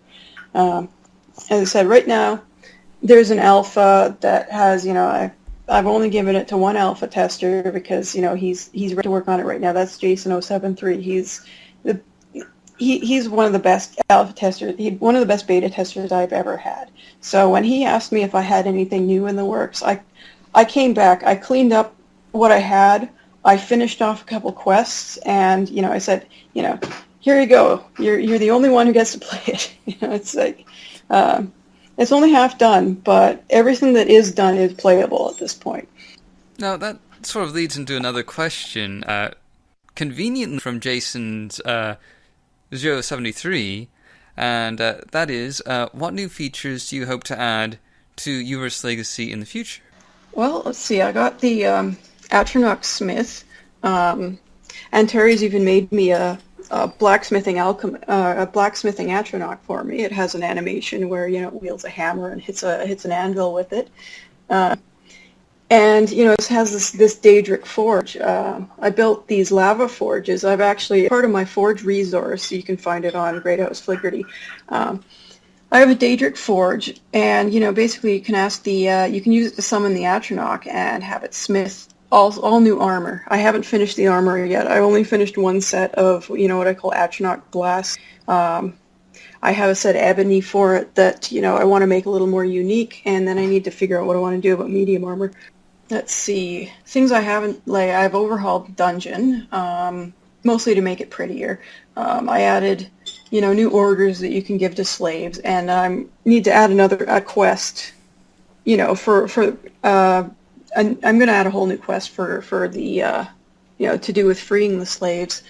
Let's see. I have yet to work on. I've decided to make new alchemy equipment, you know, like a single activator. Rather than the desk, I want to have something that will do everything. You know, you touch it, you select from a menu, and you can use it to, you know, you can use it like the at-home alchemy, where you can turn the alchemy into an activator that sticks the alchemy equipment in your inventory whenever you use it. It sorts ingredients, but I also want to add things like, you know, poison making and, you know, that kind of, you know, offensive alchemy. I want it to be like this all-in-one workstation, and I'm going to make a whole new model for it. Let's see. I'm going to rebalance the inscription because it's kind of useless at the moment. And another thing that's been popular, you know, a popular request is people want to be able to use those books of Daedra summoning to actually summon Daedra. You know, learn how to harness them properly, and that's another huge thing I still have to do for it. Mostly, though, it's just about filling out existing content, you know, making it more, adding new functions to things that I've already put in there. So I'm not really looking at doing anything. I think the Atronach Smith is the only thing that's 100% new, basically. Now, that definitely sounds like quite a few features, and this is sort of just a random question I have. Do you actually think that Uvirith's Legacy will ever be 100% done? Well, I say that every time I finish a version, but I know it's not true. There may be a point where I decide that, you know, I'm, you know, not going to work on it anymore and move on to other things. But, you know, I know that as soon as I release the next version, it's going to need, you know, there's going to be a few minor versions after that, you know, to work out bugs, to you know, fix things, all that kind of stuff. It's never finished, you know. And sort of going on to another question by Jason's 073. Actually, looking at this list now, I think all of these questions are actually submitted by Jason 073. So just make that assumption for the next few. Of all the great houses available to play in Morrowind, House Telvanni seems to inspire the greatest number of ambitious modding projects, such as Rise of House Telvanni, Uvirith's Legacy and its predecessors. In your opinion, what makes House Telvanni so exciting for so many players? Well, that's simple. It's the culmination of magic and madness. You know, there's so much potential there. I mean, with a tower, I can do pretty much whatever I want. You know, I can just hand wave it away. Oh, well, you know, it's magic. And the chaotic nature of those mages is just appealing. I think it's the most appealing great house for that reason. Oh yes, it's definitely gotten more support than either Halalu or Rodarin. I'm still not sure if I'm pronouncing those two correctly. And have you ever been tempted to create similarly ambitious mods for another great house like those two? Well, I know that I don't have enough time to possibly ever tackle that job. I was really excited when a group were going to try to do a similar thing with the Redoran. They wanted to make something that was, you know, pretty much like Uvirith's Legacy and Rise of House Telvanni combined. But the project fell apart. And that was really unfortunate because, you know, I was kind of looking forward to, I thought, you know, for the first time I would play a Redoran character if that ever got made. I would have liked to roll a Redoran and and beta test it for him. But I could never tackle it myself. It's just, I have too many projects to do. So, yeah. And I haven't played the Red Ren enough to really get a feel for them, which I would have to do before I ever modded for them. Oh yes, it often seems like in terms of mods, there's a really major imbalance between major mods for the Great Houses, with House Telvanni having all this content, and House Rodarin and House Halalu just not having nearly as much cool stuff. Well, it's because when you're dealing with mages, you can make more cool stuff. I think that's pretty much it. Now, going on to another question. You've made Uvirith's Legacy very compatible with other mods. I mean, we were going into that a bit earlier in the interview. And you even posted information about how other modders might create additions to the Telvanni experience that integrate well with Uvirith's Legacy. Are there any aspects of the Telvanni experience that you haven't planned on expanding upon, but hope someone else might? Well, I really hope someone, picks up the torch that's been sort of left, cold in terms of, building up Uvirith's Legacy. As a town mod, it's big and impressive, but it's still kind of empty. And, it doesn't have, the NPCs don't have a lot of dialogue. They're just kind of, just there to be seen. It only really has quest to build stuff and nothing else. Like, you don't really interact with the townspeople. Their interiors are kind of lackluster. It does need work, and it also could be made to integrate with Uvirith's Legacy better. But I just don't have time to work on it. I would love to, but I have to pick my projects, and that one always gets pushed to the back burner. I know I get people bugging me to do it constantly because, they want to see what I can do. And it's so tempting, but I can't find the time, so I keep telling people, please, someone else do it, please. I'll help, just, I would lend them all the help I could if they would, pick it up and work on it. Oh yeah, it definitely seems a shame that building up Uvirith's Legacy didn't have, more personality with additional quests. Especially since you can get factions to move in to Tal Uvirith in that mod, and it seems like it's wasted potential. Yeah, and I think that if I were to redo it, or if I were to make a suggestion to someone else who wanted to redo it, I would actually prefer, kind of a more lore-friendly version with, if you're going to invite the Imperial factions to live on your doorstep at all, I would like to see a separate, foreign quarter for it, rather than forcing them all to live in the inn in the Mushroom Inn and just kind of stand around. It was kind of a mishmash of styles, and I think that it could be better designed, actually.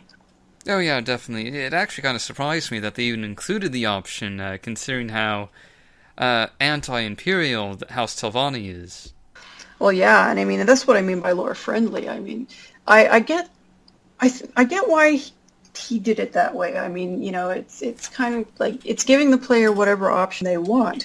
So if they don't want the Imperials in their town, they can simply decide not to build them. But the problem is that leaves great big empty spaces in the town, and that's why I'd keep the option in for anyone who wants it. But again, I'd, cordon them off in their own foreign quarter, so that if you didn't want Imperials in your city, you would never build the foreign quarter, but the town around the tower would still look whole. Now, sort of moving on to another question, and this sort of goes along with the compatibility question here. You've gone to great lengths to coordinate with other modders to make Uvirith's Legacy as compatible as possible. What were some of the greatest challenges you faced in that process? Well, actually, it was with building up Uvirith's grave. Like all the other mods, LG, NPC, Tel Uvirith, Cyrano was real helpful. We were in good communication. I gave up a couple features because LG NPC had already done them, so I didn't want to repeat them. Cyrano took some of my suggestions, and we basically helped the mods integrate. The same thing went on with Ryza House Telvanni and BHL, who was working on it. We talked back and forth, and we made suggestions to each other, and if anything conflicted, we let each other know, and we decided what to do about it. But with building up Uvirith's grave, it was kind of like Archeron's masterpiece, and he left the community after that. He was like, well, here you go, this is my big impressive mod, I'm done, goodbye. He was totally unresponsive. I tried emailing him, and he was done. So I spent actually, about a year or two after we realized he wasn't coming back. It was, I think, Artemis Fowl. They basically decided to take it over and make building up Uvirith's Legacy, which is the UL compatible one. And he tried to contact Archeron, and he couldn't get a hold of him either. So, he asked me. He said, "Well, should I go ahead or not?" And, I thought at this point it had been, I think, like 2 years, and I said, "You know what? You go for it." I don't think he's going to complain because he obviously doesn't care anymore, and that was the hurdle that we had to get over, because there was a real conflict here. I mean, basically at the time you could either pick building up Uvirith's grave or Uvirith's Legacy, and you couldn't run both at the same time, so it was just impossible, because he did all the interiors as well, and once word was out, once people had taken a look at Uvirith's Legacy, they started to prefer, the interiors I'd done. I made a point of not touching the exteriors whatsoever, so they would remain compatible with exterior mods. So that's why we portioned it out that way. An interior mod and an exterior mod being separate things, so that players could mix and match, basically. If someone want something simpler, they can go back to Uvirith Inside, or, I think there's also, Magistrates Tell Uvirith mod that, is like, it's a whole nother thing entirely. It's basically made to completely different tastes. And I fully, I totally respect that. I think if someone wants something different from what I'm offering, that's great. But, I like things that, you can kind of fit together. And I think when modders work together, they can accommodate each other just fine. Oh yeah, that's a major issue for a lot of players, is whether or not mods actually work with each other. And it seems like in the long run, it benefits more modders to consider compatibility instead of, just throwing it out there and letting it conflict with everything else. Well, yeah, it's kind of like some modders just think themselves as an island, they don't pay attention to anything anyone else is doing. And they make some big sprawling mod that conflicts with everything, and then, when people complain, they go, well, whatever. They don't care. But the modders who've stuck around tend to be the ones who accommodate each other. Yeah, I think that's just part of the maturing of the community. Oh yes, definitely. And going on to another question.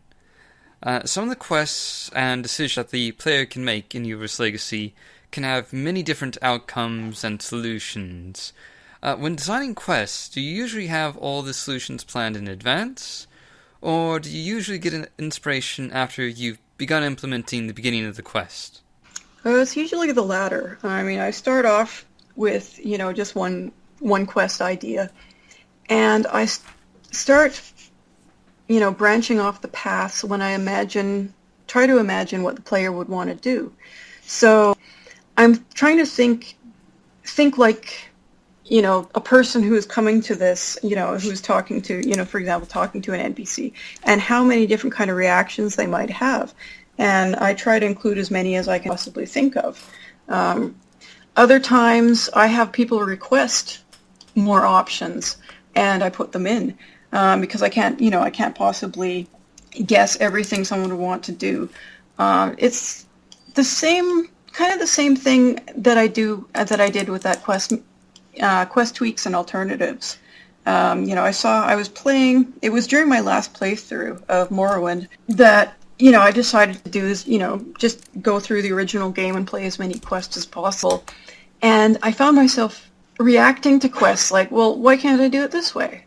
Well, I don't want to do it the way you want me to do it, So I thought, well, fine, I'm gonna write my own mod, and I'm gonna so that I can finish the quest the way I want to. And that's how that mod began. And I started doing that to more and more quests. And I was like, every time I was happy with a quest, I'd open up the construction set and I'd write it the way I wanted it to go. And that's sort of how that house got burned down, right? Yeah. Well, I thought, that was some 2 a.m. insanity, that one. I was giggling with glee the whole time I was putting burnt down house pieces together. Are you sure you're not some sort of arsonist? You seem to be getting a lot of pleasure from that. Sort of wrapping up the Uvirith's Legacy questions. Uvirith's Legacy is one of the most ambitious and arguably successful Morrowind modding projects of the past decade. What advice would you give to a prospective modder who hopes to create a similarly ambitious project? This is something I probably would have said before I saw what a success, Tamara Rebuilt became, but it's, I think it still applies for most modders, is, don't just latch onto a group and try to make some massive, group mod together if you don't, if you don't have that kind of organization, it's not going to work. It's going to fall apart.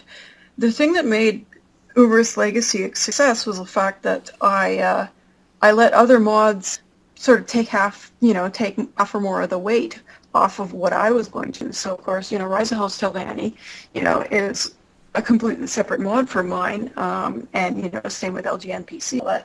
It was working together but not working on exactly the same thing, basically. So it was the coordinating between different mods that were meant to work together rather than trying to smash them all together into a single all-encompassing mod.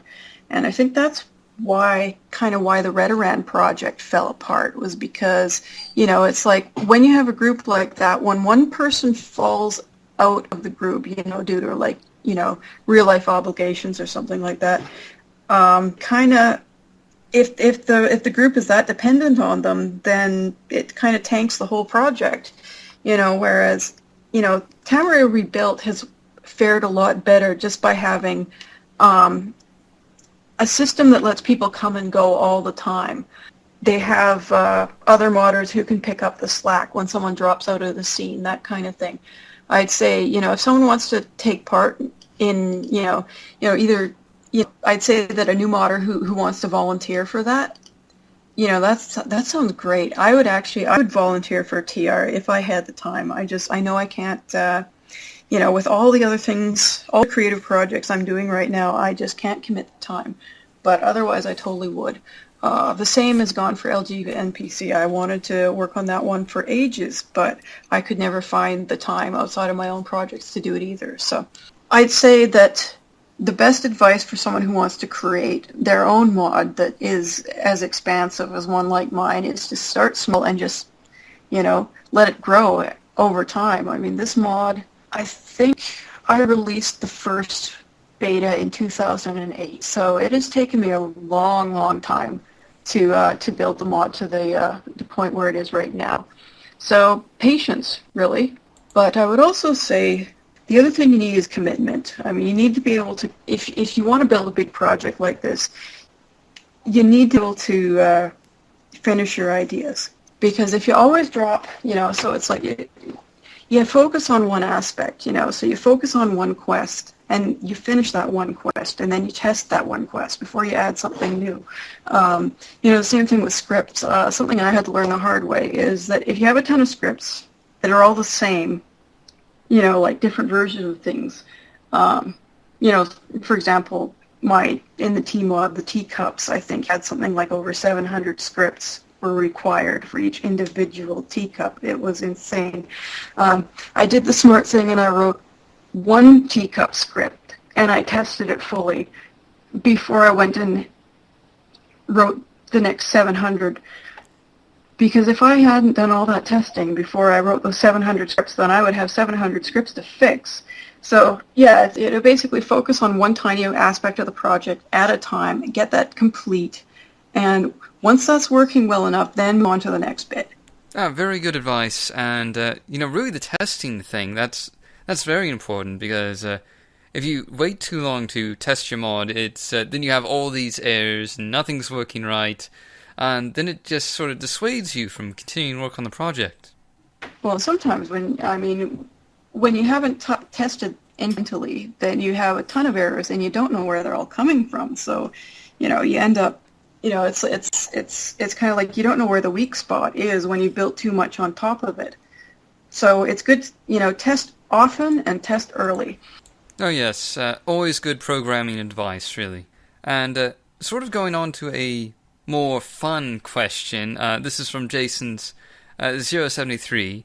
If you had to pick one Telvanni counselor to leave stranded on a desert island with, who would it be and why? I would have to pick Balladus Demnavani. Mostly because he knows how to keep to himself. I think if you were stranded on an island with someone, it would have to be someone who can do their own thing and not bother you. Yeah, I thought I got that question ahead of time, and I thought about it. I thought, the problem with Diviath Fear, he's a really interesting character, is that you'd have to spend time with his corpus beast, and all of the rest. Even Master Arion, he's fairly good to get along with, but he always wants you to do things. He'd always be on you about, getting things done. I think Balladus would be kind of the most laid back. He'd just find himself a cave and work on Dwemer Centurions and not bother you. And then, when you got bored, you could go visit each other and talk about what you're working on. And the conversations would probably be really interesting. So, those are generally the kind of people I get along with in real life. Oh yeah, he is, certainly a person who really enjoys his privacy, as can be attested to by the fact that he keeps imprisoning Imperial tax collectors. Now, this next question comes from Tybrakri, and it is, what do you think ultimately happened to the Dwemer? Oh, I can answer that in one word. Chim. That's it, really. They, the spirit of the Dwemer crawled through the construction set and infected the minds of every modder. That's what happened to him. Especially Trainwiz. I think Trainwiz must be Kagranak. A sort of Sheogorath-infused Kagranak. If anyone is the embodiment of Sheogorath, it's probably Trainwiz. Now, another question from Tybrakri, and this is one that deals with the characters from Morrowind. Which one NPC do you find the most sympathetic? And which one do you viscerally, totally dislike the most? That was a tough one, because I've been modding so long that I kind of think about all of them as kind of puppets at this point. Don't really sympathize or hate any of them. I suppose the ones I like the most are the most interesting, perhaps the most mischievous. I like the ones like I love Thorana. She's just, she is so crazy. Well, pretty much, I pretty much like all the Telvanni counselors. They're not people I would like in real life, but as characters, they're all great characters. Yes, even Master Neloth. He is such a fantastic jerk. Yes, gotta admire that. Sort of going into the next set of questions. This one is from Jason073. What's your favorite non-Telvanni related quest mod and or dungeon mod? I feel a little bit guilty about this question because I really haven't tried enough people's quest mods. There's a ton of them that I have downloaded and I've never gotten around to playing just because I don't play very often. But one of the early ones I played was the Nirvana's Twin Lamps and Slave Hunters mod. I really enjoyed that one. I think I played as on both sides, actually. And that's all I can really think of for that one. And sort of going into the mods that you probably haven't played yet thing, what mods and modders currently have your attention in the community? Well, there's quite a few, actually, that have been working on things I've been, that have caught my interest. Let's see, Logain's Caves overhaul was a big one. Of course, that one inspired me to redo the Uvirith dungeon, and I really hope he manages at some point to get all the caves done. There's another one that hasn't been released yet by Loki-chan on Great House Fogarty. She's making this massive replacer, like hair, face, clothing replacer called Dress Up My Morrowind, and all her screenshots look absolutely fantastic. I know she doesn't have a lot of time to mod. It's been an ongoing project, I think, for 4 or 5 years, and she's still not done. But I want to encourage her to keep going at it because, her changes, all of them look fantastic. I think it could end up being the best visual sort of NPC replacer out there. Let's see what else. I'm always interested in. I'm always looking at Ferrum's mesh replacers. Those are great work. Let's see, and Razoron's creatures. I still have to download that. I just recently finished. From your I think modding showcase, realized that he has released it. So I totally need to download that now. Let's see. I've been watching with interest the updates that Cyrano has been making to LG NPC. I've been waiting patiently for those to come out. They basically decided to redo, bring all those mods up to a high standard before they went on and started doing new LG NPC mods. Let's see. I really hope someday that Illuminelf releases her quest mod because her screenshots look fantastic. I drool over them. I also, I try to keep up with anything that Archmaestra and Terry's is doing and anything Melchior Dark is doing. Oh yeah, with Melchior Dark, he really needs to get that public beta that was originally promised in the Pluto interview back in December. He really needs to get that done in the next 2 or 3 months, I think it is. He doesn't have a whole lot of time left there. Oh yeah.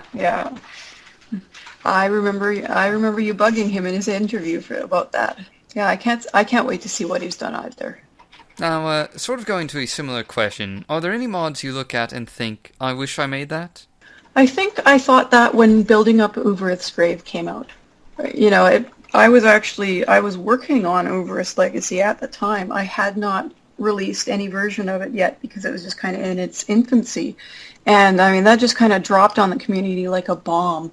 And, I thought, oh man, he's already done and I'm just starting my work. And I think, I don't know, at some point, if I get up to updating, if I ever, get around to building up Uvirith's Legacy, then, I will have made that. So there you go. This next question, we kind of covered this earlier in the interview. And it was, what do you think about the other Elder Scrolls games, like Oblivion, Skyrim, and the Elder Scrolls Online? One point I have for Skyrim is that it does have really great atmosphere. I mean, even, unmodded. I really like the setting. I think it was so much better done than Oblivion. I mean, it's even though it's kind of a European setting, it's a way more interesting European setting. I love the flora and the the different environments. And I really like what they did to kind of give it, that little bit of that undercurrent of disturbing, in all of those, burnt out shells of people's homes. You'd walk into all of these abandoned huts and, you'd know that the owners weren't coming back. It was that was really well done. And I think that's all I have else to say about it, really. Well, as sort of a shot at Oblivion, I mean, it wouldn't really take that much to have a more interesting atmosphere or geography than Oblivion. Yeah, well, it was mostly disappointment because, everyone was expecting from the lore it to be, kind of a exotic jungle setting. So, when it came out and it was like pastoral Europe, everyone was like, oh, really? Oh yeah, that was probably one of the big lore changes in the Elder Scrolls history, because there was all this established lore about Cyrodiil being more of a jungle, and the Nibonese culture in comparison to the Colovian culture, and all of it was just not really there. Yeah, I was also really disappointed by the loss of levitation. Really disappointed. I mean, I, and the only reason anyone's ever given for them removing levitation, I mean, some people say, well, it was too broken. I was like, yeah, I don't, who cares about that? You know, it really screwed up with their trying to railroad you through their dungeons because, you know, if you could levitate, you could finish the dungeon too quickly. And I thought, you know, they're hemming us in. I want this to be as sandboxy as possible. I hate being hemmed in. I hate being railroaded, you know. So I think I only played Oblivion for like 8 hours total, ever. You know, whereas Skyrim, I put in about 60 hours on that one, I think, in 2 different playthroughs. So, yeah, I've liked where they took that one a lot better, even though it doesn't have, you know, levitation. I'd like to mod that in someday, if I ever get to modding it at all. And the thing I miss about Morrowind, though, is mainly Kirkbride's weird. Yeah, I know he's still sort of a consultant, you know, for, yeah, he helped with a bit of the, you know, lore and ideas for Skyrim, but it's his weird specifically that attracts me most to the game. You know, he's like the Jodorowsky, the Alessandro Jodorowsky of gaming. You know, Jodorowsky was, you know, this absolutely bizarre filmmaker. You know, he did, well, right now on Netflix, there's that documentary, Jodorowsky's Dune. You know, he made a movie, or rather, he failed to make a movie, but the storyboard for it was so impressive. I mean, it would be impressive. It was like illustrated by H.R. Geiger and Mobius, you know, that it influenced every single science fiction movie to come after it. You know, like it influenced Alien, it influenced Blade Runner. You know, they passed the copy of a storyboard around Hollywood and took their inspiration with it. But Jodorowsky himself quit filmmaking after he couldn't get that movie made. He went into comic books. He did some comics with, you know, Mobius as the illustrator, and that's what he's done. He never made another film again. And I see that Kirkbride is, you know, kind of gone the same way. You know, he got out of game development and turned to comics because that's how he can get his story out. I mean, they're both people just filled with a story they need to tell, and you know, they needed to kind of downgrade the medium they wanted to tell it to, because, you know, when you go into a medium like gaming or filmmaking, the money gets in the way. The deadlines get in the way of taking the story to all the places you really want.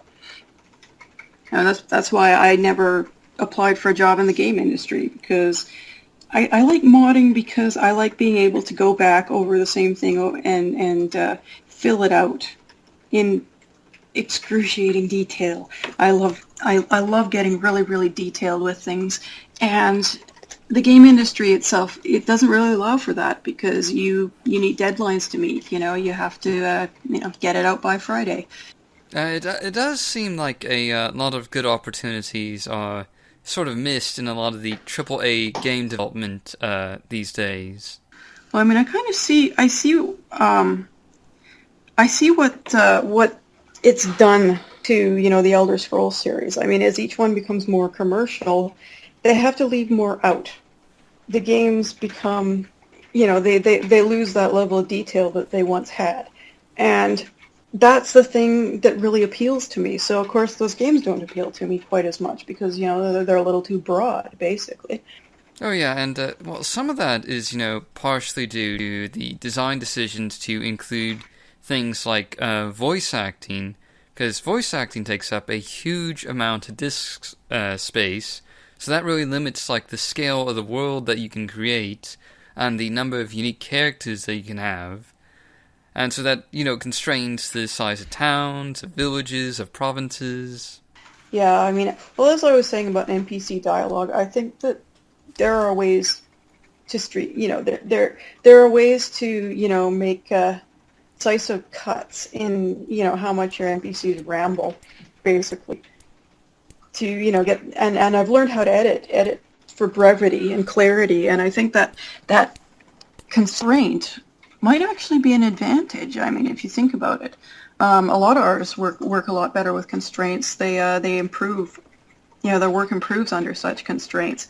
So, what we were talking about earlier with dialogue and how you can tell a lot of story in the environment and places they live in, characters live in, and that kind of thing. I don't think that's as much as a hurdle, although getting voice actors is. I mean, if you don't have access to the recording equipment and people who can actually talk and be understood well, people who don't mumble through all their lines, people who can, act, which is, a whole nother, level. You do kind of weed out a lot of modding potential when you require that. Oh yes, definitely. I mean, it's really probably why we're always going to see more quest mods for Morrowind as opposed to Oblivion or Skyrim, where they sort of have that limitation.